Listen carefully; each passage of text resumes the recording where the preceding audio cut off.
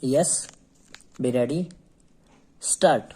This appeal by Industrial Development Bank of India takes exception to the judgment passed by the full bench of the Andhra Pradesh High Court in original side appeal number 1 of 2005, whereby it has been held that notwithstanding the winding up order in the case of Messer Shri Vishnu Industries Limited and the Provisions Companies Act 1956, the customs authorities have the first right to sell the imported goods under the Customs Act 1962 and adjust the sale proceeds towards payment of customs duty. Stop.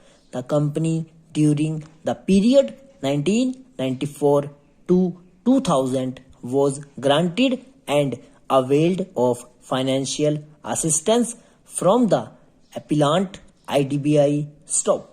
As a security, the company had hypothecated movable properties and created equitable mortgage of immovable properties by depositing title deeds. Stop.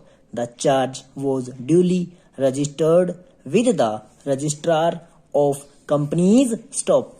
In addition, the promoters and guarantors had furnished personal guarantees. Stop.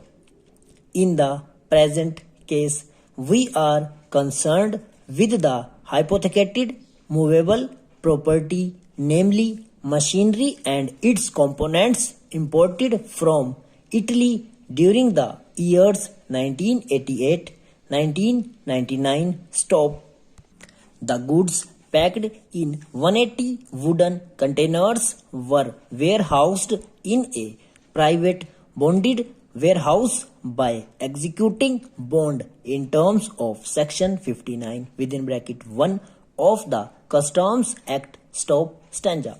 The goods were initially warehoused for 1 year, which period was extended. Stop. However, as the goods were not cleared for home consumption in terms of section 47 of the Customs Act, even after expiry of the extended period of warehousing, show cause notices were issued, and after considering the explanation given by the company, orders in original dated 15th September 2000 and 10th October 2000 were passed confirming levy of customs duty of rupees 3 lakhs and rupees 10 lakhs respectively. Stop. When the company did not pay the duty, the authorities had passed an order for sale of the warehoused goods for recovery of the customs duty, relying on the powers conferred under section 72 within bracket 2 read with section 142 of the Customs Act. Stop.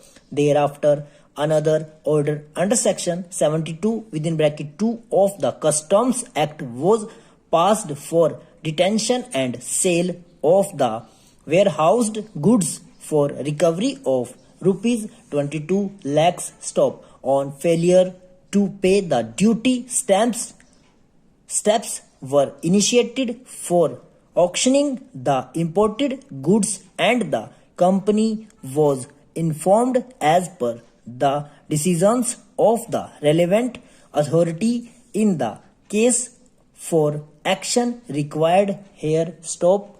Over.